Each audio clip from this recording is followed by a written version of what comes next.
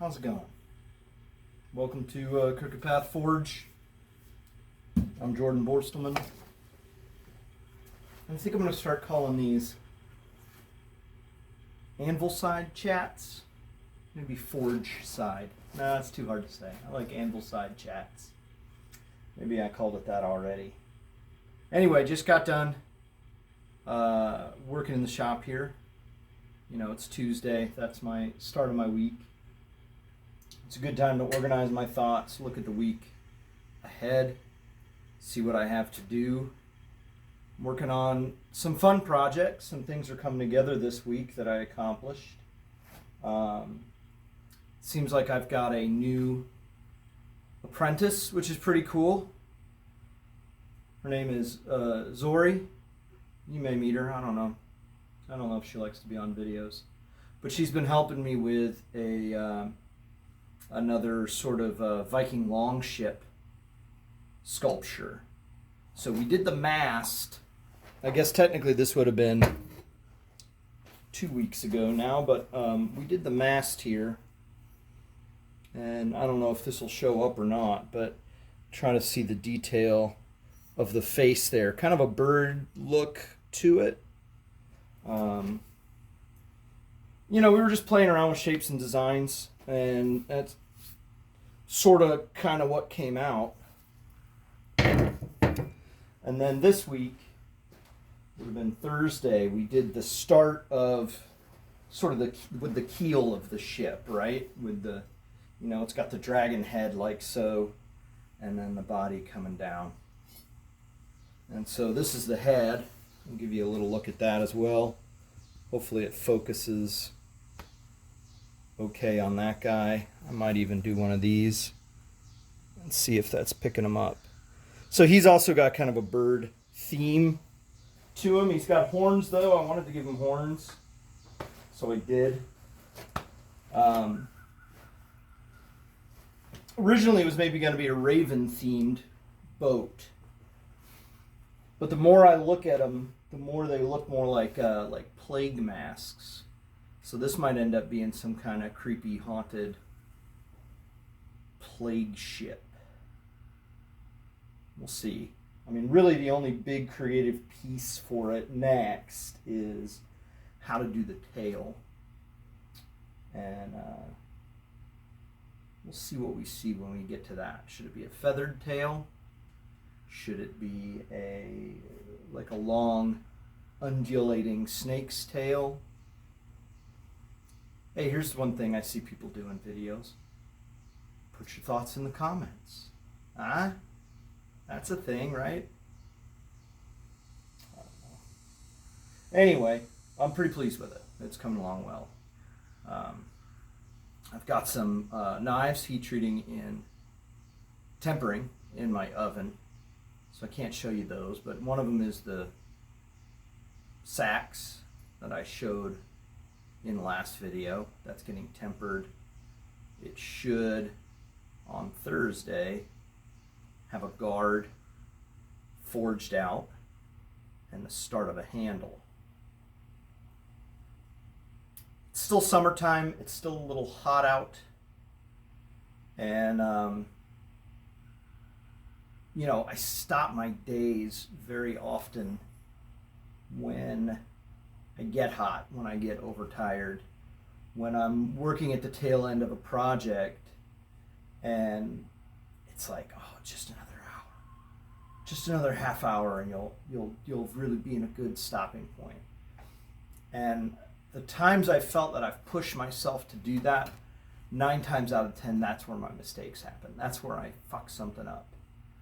So I've learned to become a little more sensitive, I guess you would say, to when I start and stop work, how hard I work, how much I push myself. I've seen too many people burn out. I myself have burned out on hobbies, projects, life goals, oftentimes by pushing too hard. Now, you know, your problem might be that you never pushed hard enough. And that's fine, right? You gotta come at it a different direction then. But for me anyway, especially with the kind of heat that you deal with in these forges, especially in a Florida summer, especially. Maybe those sound like excuses, I don't know. But today I stopped a little early, maybe around 3 o'clock instead of 4. But I got a decent amount done, you know. What did I do today? Well, I normalized, quenched, and I'm now tempering 9 knives. Most of them are Crookshanks. I forged out my normal starting Crookshank for the day, as I do every day. One more knife for the pile there. You'll note I did not heat treat this one. Extremely rare for me to forge a knife and heat treat it in the same day. I want some time to sit with it. I want some time to get to know the knife. Mainly what that means is it gives me an opportunity to notice mistakes that I didn't notice on the day I forged it. And then the big project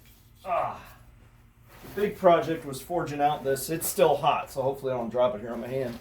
But this is a spiked Viking battle axe. This is done as a sandwich. So there's a layer of mild steel. There's a piece of tool steel here and here. And then there's another layer of mild steel on the back. And then I forge welded it all together. I left space intentionally here for the eye. I'm not yet sure what style handle this will get, whether it will stay like this and be a little more of a modern looking elongated teardrop eye, or if I'm going to go ahead and open it up into a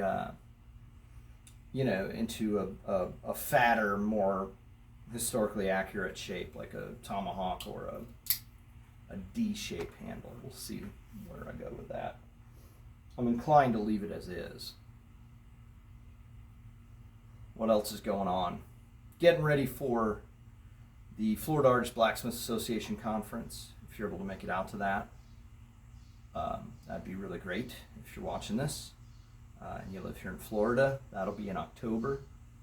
I've got Ellen Durkan, a really excellent artist, coming to teach a class with me, and then she'll be demonstrating there.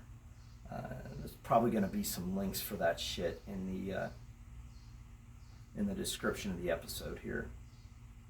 So keep an eye out for that. What else is on the horizon? Brain's not working well enough right now to think about anything else.